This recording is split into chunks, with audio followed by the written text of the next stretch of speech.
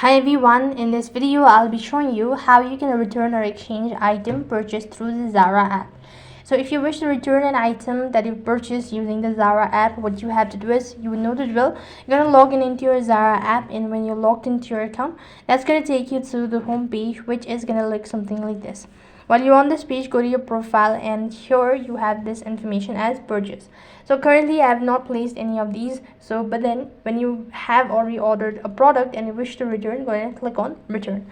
Now all you have to do is just go ahead and tap on the specific product that you wish to return, then give a specific reason or a valid reason for exchanging or returning the product, and you just have to go through all of these terms and conditions. Make sure to go through it, and you'll be able to see this message as request for a return. Certain after a couple of hours, or maybe 24 to 48 hours, you should be able to get some update regarding the return or the exchange item. So in this way you can return or exchange item purchased through the Zara app. That is all for this video. I hope the video was helpful. Make sure to like, share and subscribe to our channel. Thank you for watching. See you in the next video.